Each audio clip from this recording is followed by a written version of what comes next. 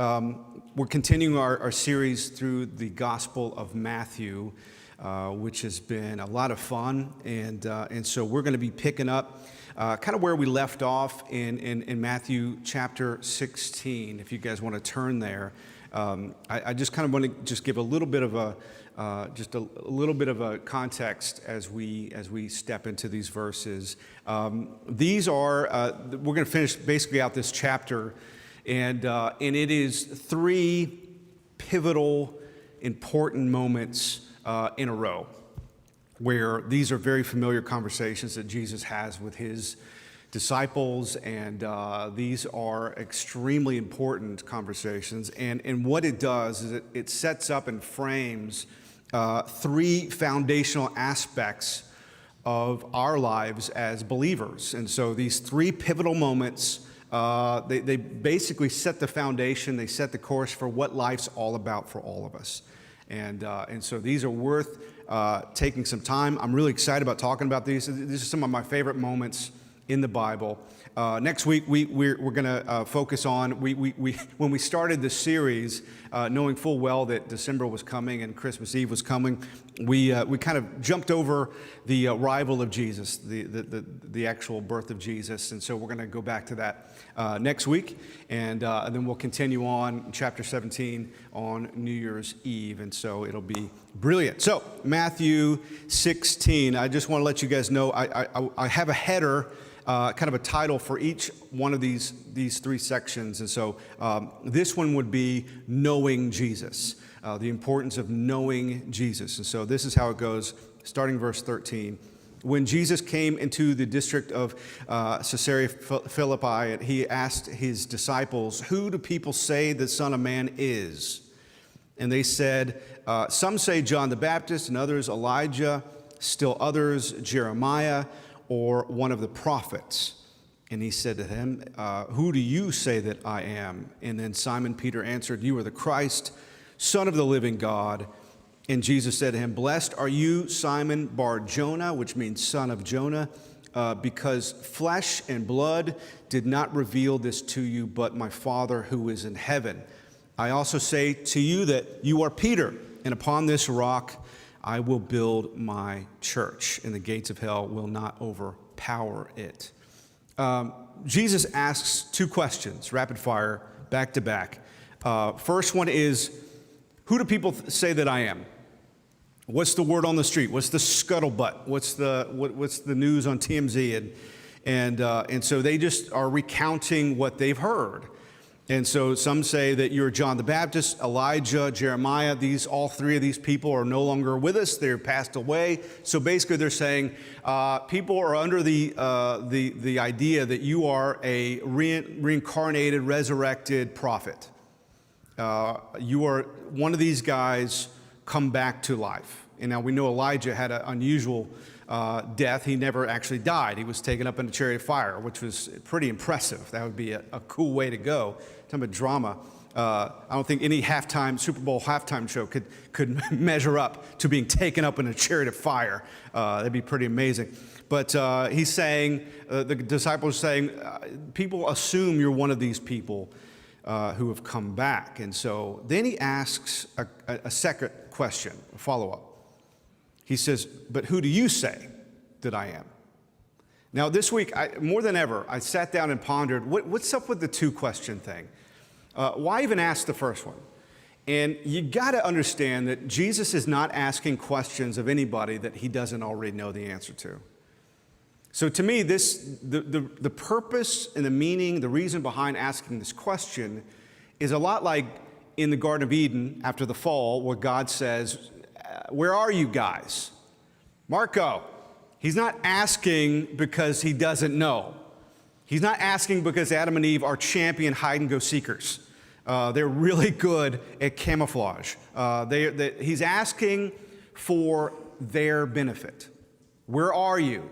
As to say, take a moment and understand, oh, wait, I'm trying to hide from God. How ridiculous is that? And why am I doing this? So Jesus is asking his disciples, who do people say that I am? He's asking them for their benefit, for our benefit. And he wants them to take the answer to that question. What is the popular opinion? And he wants them to compare it, contrast it, put it right up against what do you know and what's the revelation that you've received about who I am. So he wants them to compare these two things, the popular opinion with what you know to be true. Something that we don't take into consideration nearly enough is how countercultural and counterintuitive Jesus is. We don't spend enough time thinking about it, talking about it. We can feel safe in the popular opinion. We can feel safe in majority rule. We can feel safe going along with the crowd, but that's not where we find Jesus. So he speaks of it in the Sermon on the Mount. There's a narrow way that is not crowded, and then there's a wide path that is like Disney World. Lots and lots and lots of people.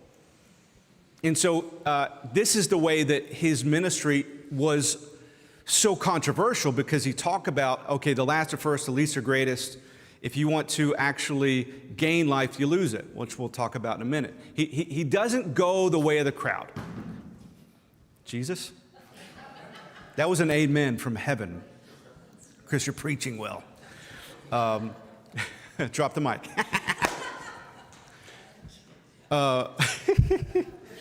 So in our world, and I don't want to get too, I don't want this to turn into a social commentary, but let's just take a moment. This culture is really fond of conformity. Our world loves conformity. As much as we'll shout from the rooftops, be yourself, we don't mean it.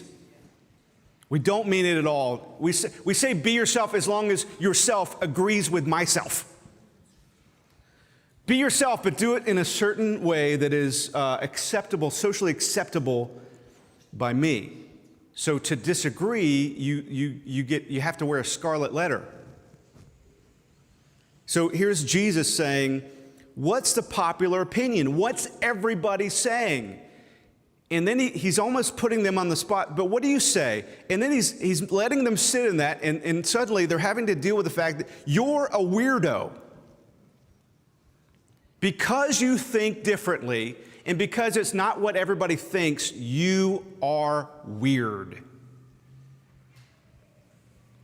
Now, admittingly, I have become something that I never wanted to become. I promised I would not become, and that is a grumpy old man. I have become a grumpy old man. Basically, everything that's come out in the last decade, I hate, I despise, I hate it all. I don't like the music. I don't like the hairstyles. I don't like Harry Styles. I don't like anything. I don't like anything at all. I don't like the fashion. One of the things I hate the most is the slang. It's so dumb. To say sus or riz, stop it. Just stop it. Don't do that. No.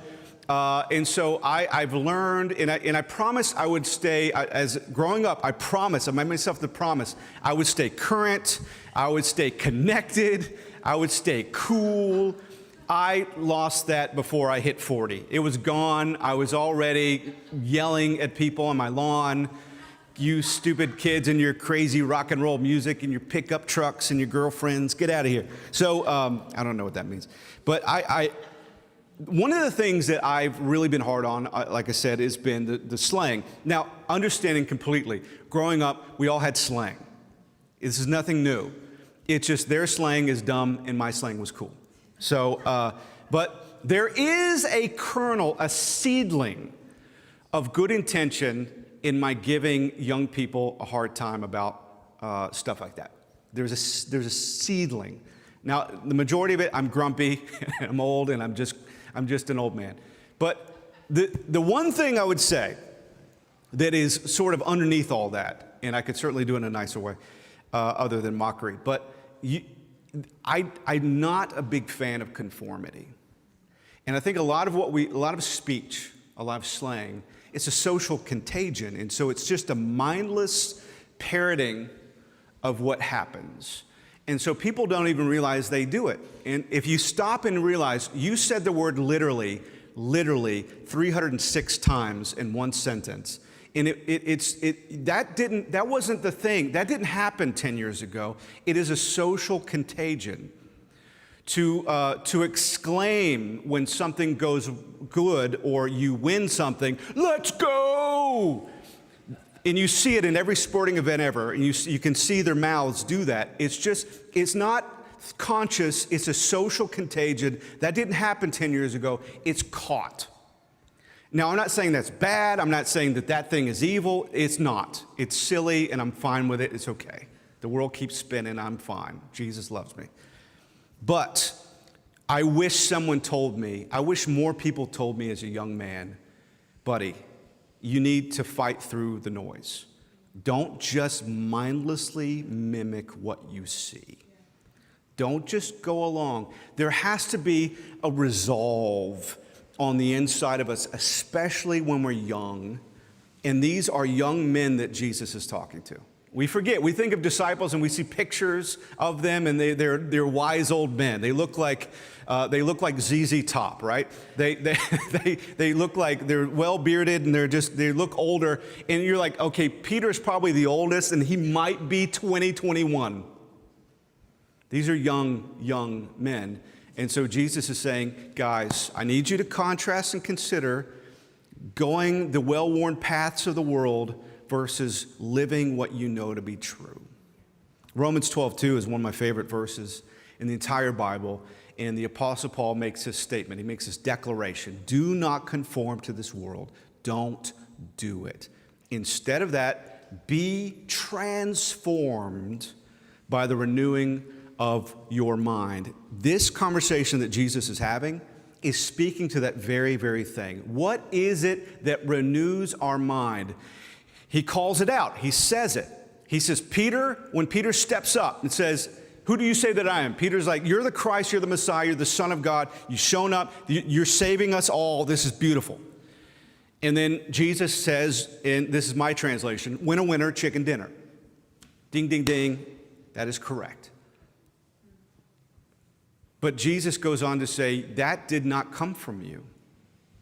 The right answer was not because you're smart. The right answer is not because you're clever.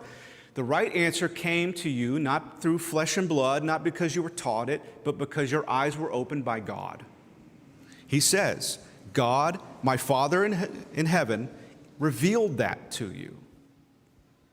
That's having our minds renewed. And that transforms us. And you see that Peter actually is transformed even on the spot to this new identity. I mean, it happens instantaneous here in the presence of Jesus. He says, you're not Simon Bar-Jonah. That's the old you. This is the new you. You're now Peter, Petra. You're the rock. This is amazing. But this happens by way of not listening to the noise, the popular opinion, but reading the Word of God, hearing the Word of God, having it revealed to us, seeing it, having our eyes open. The only way for us to clearly see is for God to give us eyes to see. The only revelation we can have of who Jesus is by way of not a clever argument, not a 6-point message, not some beautiful, thoughtful video that we watch, but through a revelation that God gives us. Our eyes have to be opened. We can only see what God allows us to see. Give us eyes to see, ears to hear. And then also, we see in this little moment that Jesus has with his disciples, that you begin to see who you really are once you see who he really is. There's so many people out there trying to figure out who they are. I'm trying to find myself. Well, you're not lost. You don't go out there to find yourself. I'm backpacking through Europe to find myself. That sounds like a great adventure. You're going to have a great time. But your real self is not in Tuscany. It's not like God hid you in the Eiffel Tower for you to go find. You find you in him. You go to the manufacturer who made you. You find yourself as you see Jesus clearly. So, part of knowing Jesus is understanding what he's actively doing, to understand where he is and where he's at work. And I don't want to spend a lot of time on this, but just as we kind of close out this section, Jesus says what he's actively doing. He says to his disciples, I'm building my church on this, not building it on Peter. People say, well, Peter was the beginning of the church because Jesus built his church on that guy. We're going to find out in just a second that would not be a good foundation. He's not building it on Peter. That's not what he says. He says, I'm building it on the revelation of who I am. So the revelation of who I am, what Peter said, what Peter knew to be true, that's the foundation of the church. And then he says actively, I will build my church, and the gates of hell will not prevail against it. What is Jesus doing actively now, right now? He's building his church, and his church is not a building, his church is his people. He's building the body of Christ. He is preparing the bride for the bridegroom. He is actively working in the capital C church. So to be a part of what he is a part of, to be where he is, a lot of people would rather do their own will and do their thing. This is what I think is more, to me, this is a better use of my time. Thank you very much, Jesus. That's silly. You want to be where Jesus is. The second section, and this happens directly after what we just read, is in Matthew 16, verses 21 through 23. In this heading, I would put over this trusting Jesus. So we talked about knowing Jesus, knowing who he is. This is trusting Jesus. And I like contrasting what just happened and Peter acing the test, answering correctly who Jesus is. I like to contrast this with this moment. Which is a stark contrast. From that time, Jesus began to show his disciples that he must go to Jerusalem, and he's going to suffer many things from the elders and chief priests and the scribes, and ultimately be killed. But he's going to be raised up on the third day. Peter interrupted him, and he took him aside, and he began to rebuke him. Peter rebuked Jesus. And he said, God forbid it, Lord. This shall never happen to you. But Jesus turned to Peter and said, get behind me, Satan. You're a stumbling block to me, for you are not setting your mind on God's interest, but man's. Okay. So we've gone for Peter acing the test, sticking the landing. He got the quiz right. Who do people say they am? You're obviously the Messiah. To 30 seconds later, get behind me, Satan. Peter was not okay with this plan. Just to sum it up. Peter didn't like the plan. Jesus said, I'm going to have to go. I'm going to suffer. I'm going to be arrested. I'm going to die. Now, Peter missed the part where he said, I'm going to be resurrected. He didn't hear that part. He was stuck on, I'm going to die and suffer. And Peter said, nope, I'm not okay with this. And now, I'm sure a lot of this had to do with his love for Jesus. He did not want to see Jesus suffer and die. I promise you, that was in his mind. But I can also, I would put money on the fact that he just wasn't okay with this plan for him personally. This sounds scary to me. Personally, I'm not comfortable with this. I've said this about a million times, and I'll say it again. I would love to say to you, to anyone that would listen, the person I can relate to the most in the Bible, besides Jesus, is certainly Paul. I'm a Paul guy, former Pharisee, extremely humble, and outspoken about my weakness. And I would love to be able to say to you, I relate to Paul, and I'm a Paul guy. I am so much Peter, it's not even funny. I can relate to him all the time, and I hate it. I hate it. But I'm reading this week, and I'm watching this unfold, and I'm like, I cannot tell you how many times in the middle of whatever God's doing, I said to him, I don't like this plan. I don't like what you're doing. I'm not okay with this. I would beg you to reconsider. When I'm in the thick of what is obviously God moving and me having to trust him, I don't like it. It's not comfortable for me. And so that's exactly where Peter is. He's just not okay with it. He's saying to Jesus, honestly, I don't like this. And truthfully, if we really look at this and look at through the next several chapters of the book of Matthew, Jesus didn't like this plan either, which is a weird thing to consider. So right in the middle of Peter objecting and say, I don't like this plan, Jesus says, you're Satan. Well, fast forward to the Garden of Gethsemane, and what does Jesus pray? Is there another way?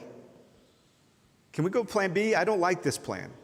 If there's any other way, let this cup pass. Jesus himself didn't like the plan. So is Jesus calling Peter Satan?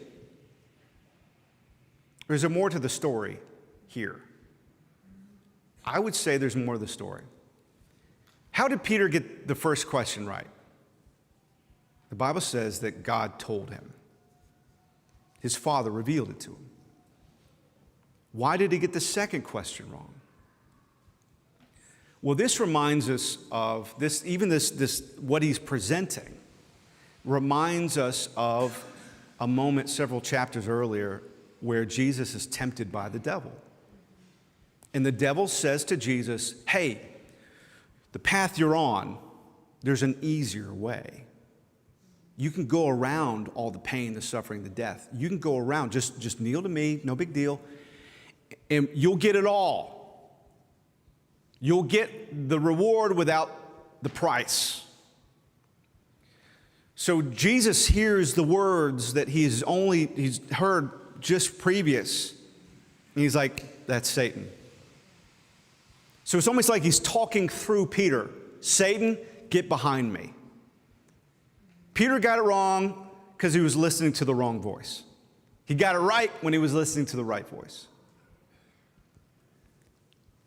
In the Garden of Gethsemane, when Jesus says, I don't like this plan, he got to a place, and this is why we're here. He got to this place, and this is why we celebrate Christmas. This is why we celebrate Jesus. This is why we're together, is because Jesus got to this place. He said, nevertheless, not my will, yours be done.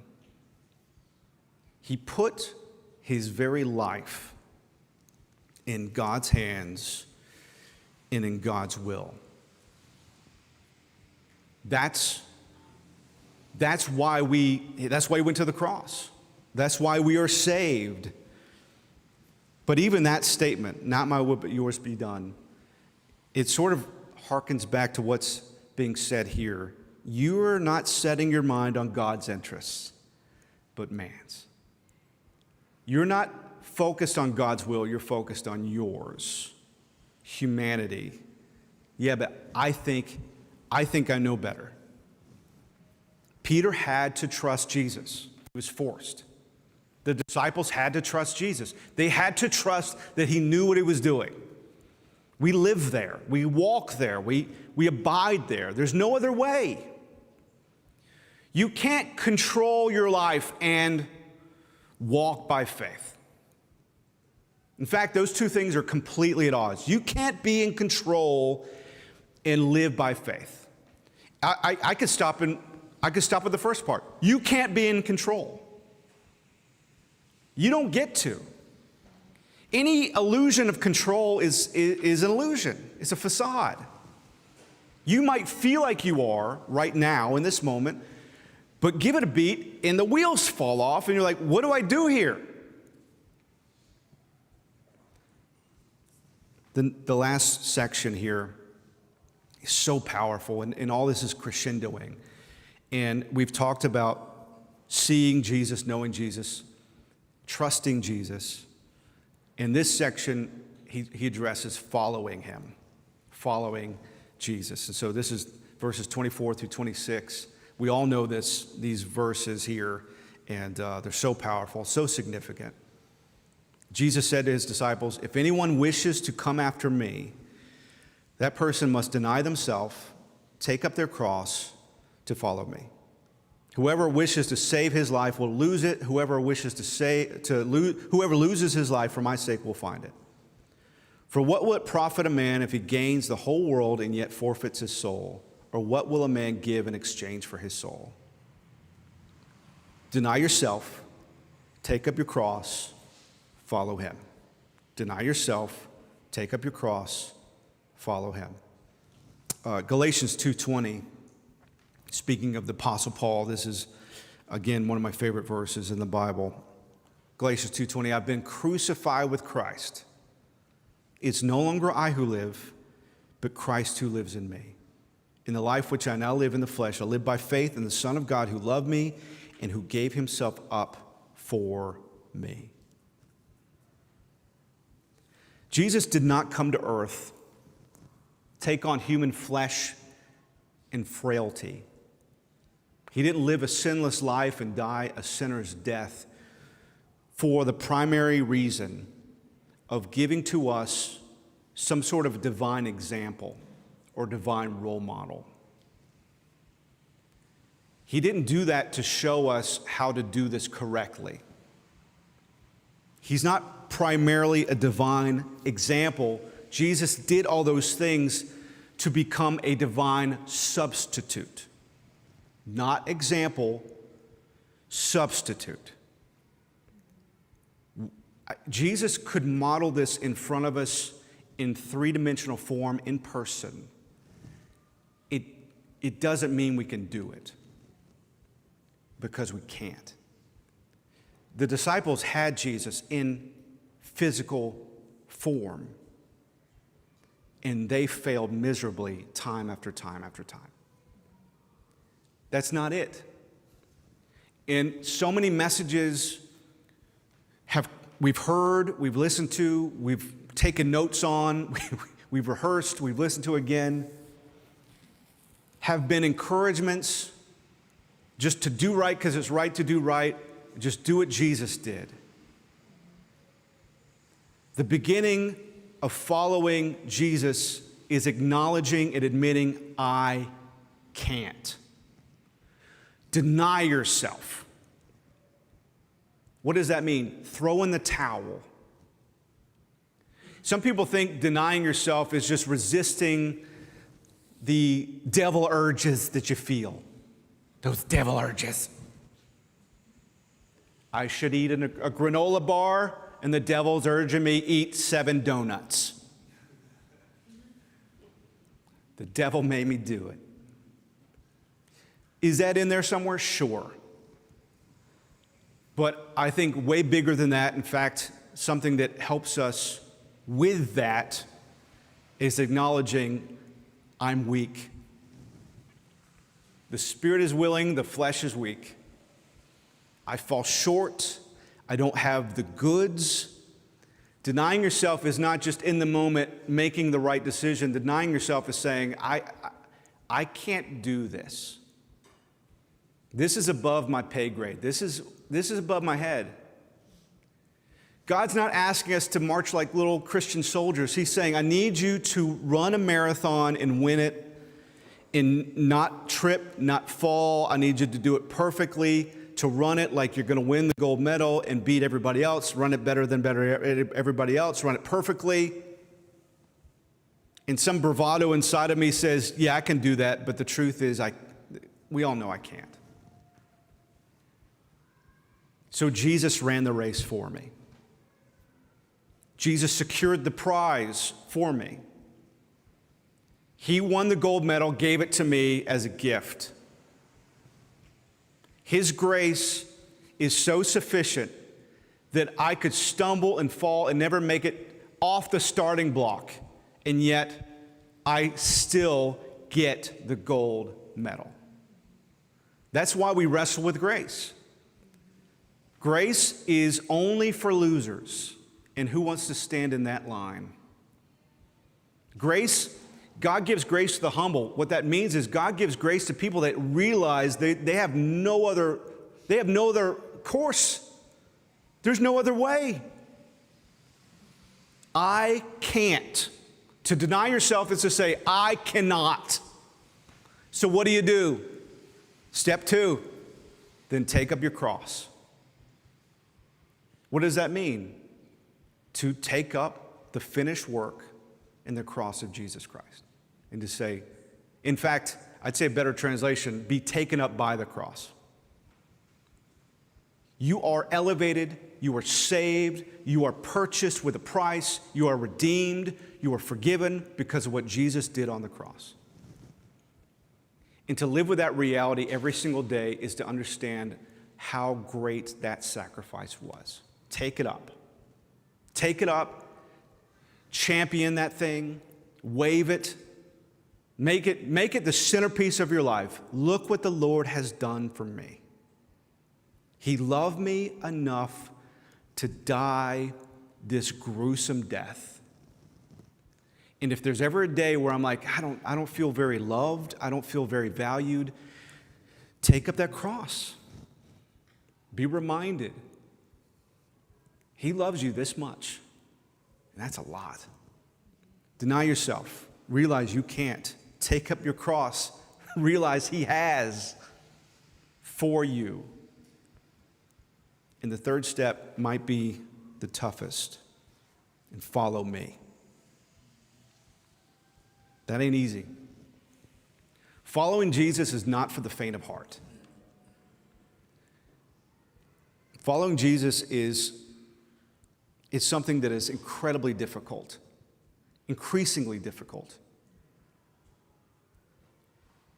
He says here, whoever wishes to save his life will lose it, but whoever loses his life for my sake will find it. We only find true life through death. Life through death. All the other world religions, all of them preach moralism. That's nothing new. It's not like Christianity's cornered the market on moralism or moral ascension, becoming a better you. That is every other world religion. The thing that sets Christianity apart is the statement that you can't do that. There's no ascension. There's no fake it till you make it. There's no be a good person. There's no karma in Christianity. Karma, karma, karma, karma chameleon. Come and go. Christianity is the opposite of karma. Karma says, do good things, put them in the universe, and they'll come back to you and you'll get good things. Thank God that's not true. You get what you deserve. Thank God that He's not about karma. Because Christianity is a proclamation, it's the promise that the worst people get the best because the best person took the worst. It's the opposite of karma. God gives good gifts not because we're good, but because He is. We're saved not because we deserve it and we've earned it, we merit it. We're saved because He deserves it, He merited it, and then He gives it to you because He loves you. Now, to live in such a way to follow Him through that is to keep our eyes fixed on Jesus. Follow the leader. Now, if we go back to the first section that we read, but what do people say? What's the popular opinion? What's the crowd say? What does religion say? Well, the big churches, the big religions, the big versions of this, the big celebrity pastors, the big books, the books that sell so many, are saying, do your best and God will do the rest. But what does the Bible say? What does the gospel say? What, you could gain the whole world. You could get everything. You could check every box and yet forfeit your soul. You could have it all and have nothing. That's what he's saying. You could have everything. By all the world's account, you've done it all right. There's one of the scariest verses in the Bible. Many, many will stand before me and say, but God, we prophesy in your name. We cast out demons in your name. We perform miracles. And God's going to say, I don't know you. Get out of here. That is one of the most chilling verses in the Bible. What does that mean? You can have it all and have nothing. Jesus is telling this to disciples who are tempted, just like all of us are, to just run the race as if they themselves could win it. And he's telling them, I got you. Believe in me. What price do we place on our soul? What price do we put on our heart? What's enough to lure us away, to cause us to go our own? You can go your own way. Quote Stevie Nicks in church. What's enough to cause us to turn our backs on the sacrifice of Jesus and make this about ourselves? In the true life that he has secured for us, what's enough? I'll close with this. This is one of the saddest books of the Bible. I thought I'd close this beautiful Christmas season message with the saddest book of the Bible. We're just going to read all of it. I'm just going to read it to you. I'm kidding. The book of Ecclesiastes is kind of a bummer, and if don't read it on a day like today that's rainy and muggy and sad. Don't do it to yourself. Read it during the springtime when birds are chirping and you got a iced coffee next to you. Then read the book of Ecclesiastes because it's not fun. There's a movie called A Walk to Remember. Is that what it's called? With Mandy Moore. That's just a slow, steady decline into the total abyss of sadness. It's the worst movie ever made. Switchfoot's the soundtrack, which is beautiful, but the movie's god-awful. Ecclesiastes is the biblical equivalent of that Mandy Moore movie. Anyway, authored by the one person that we could point to in the Bible who had it all. Had everything. Had it all. Knew everything, had everything, wealthiest, richest, smartest, had it all. So the person that Jesus is saying, he's saying, you can have everything. You can gain the whole world. He did. And he wrote about it. And so we've got this kind of front row seat to what it would look like for us to have everything we think that we need in order to be happy and feel fulfilled. Whatever our list is, whatever that checklist is, if I could just gain, if I could just accomplish, if I could just acquire, if I could just have. Well, this guy did that, and he fulfilled everybody's checklist. Whatever everybody's checklist is, he did all of those things. And he wrote a book about it.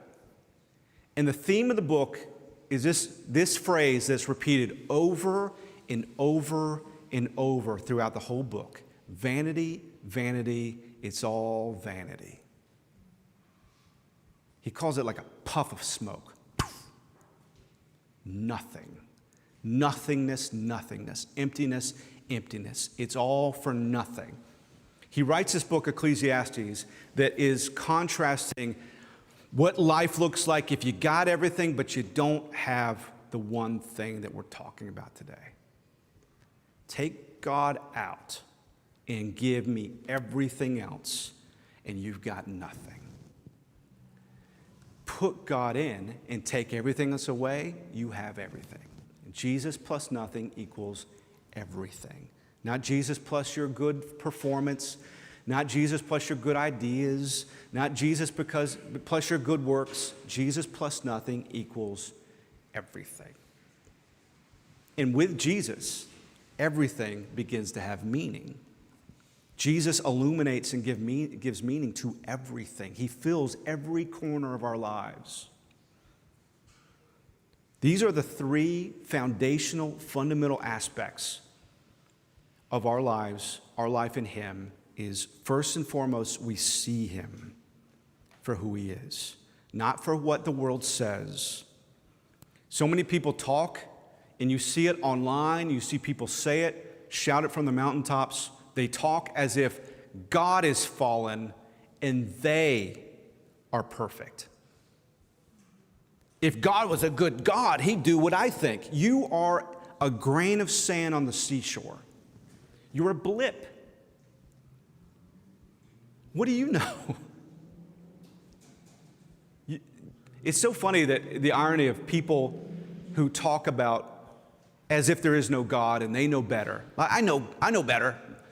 Those people, they'll have like broccoli in their teeth, and their left shoelace will be untied, and they parked all crooked in the parking lot, and the other car can't park there. It's like just little things they can't stick the landing on. They can't master. Their hair's all jacked up. It's like you can't even brush your teeth. What puts you in a place where like, oh, well, it'll tell you what God should do? Not listen to you, first of all. Knowing Jesus, seeing Him for who He truly, really is. No counterfeit messages will do. No counterfeit ideas will do. Give me the gospel. Give me the truth. Paul said, I've determined to know nothing else. Nothing else is going to do but Christ and Him crucified. That's all I got. I love what he says. He says, we don't preach ourselves, we preach Christ Jesus. We don't preach do better, try harder. We preach Jesus who's done it all. The second thing, trust Him, which is a daily struggle to say, not my will, but yours. I trust you. This is not what I would do if I was writing the script. This isn't the way I'd go. This thing is not going the way I want it to go. I don't feel the way I want to feel. Things aren't looking the way I want them to look. People are not acting the way I want them to act. A lot of despair and depression comes from our frustration with things not going according to plan. So we live in tension and anxiety and depression because this is all bad. It's like, well, no, He works it all out for your good. I had surgery in my jaw when I was 18 years old, maxillofacial surgery, where they took both my jaws apart, moved them, and then moved my chin around. If I had woken up in the middle of that surgery, can you imagine? And I can't even scream. My jaw's on the table next to me.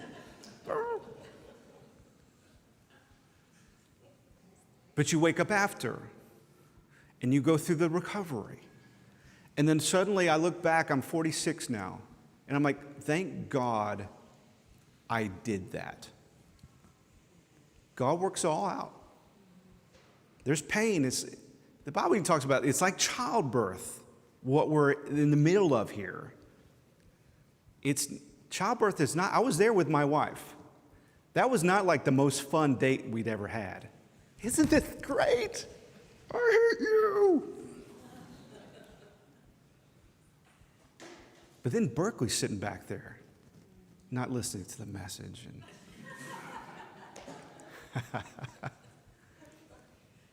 she's amazing. What a gift from God. So He works it all out. We've got to trust the process. And last, to follow Jesus, there's only one way to do that. And that is not to be the most Jesus-like people that we know, but you can try, but you live with you. You know you fall short. We all have falling shorts. To follow Jesus is simply this, to keep your eyes fixed on Him. I remember one of the greatest honors of my childhood was to be line leader. Chris, I've chosen you to be line leader. Me? I'd like to thank the Academy. I'm line leader. I'm calling my mom from the nurse's office. I'm line leader. Chris, shut up, go back to class. To be line leader is to have the trust of everyone behind you. There's no gifted enough person, there's no charismatic enough person with enough riz that isn't sus. There's not a person who is accomplished enough, who's smart enough, who can be, when people, if you got to bring up a human being, a fleshly human being's name to describe your faith and your belief system, you need to reconsider your faith and your belief system. Jesus. That's where my eyes are fixed. Follow him. Let him lead us and guide us. And in this, knowing Jesus, trusting Jesus, following Jesus is everything. It makes everything worth living because it is everything. I want to pray. If you would, just bow your heads, close your eyes. We'll take one moment here. And we're going to receive the Lord's Supper in just a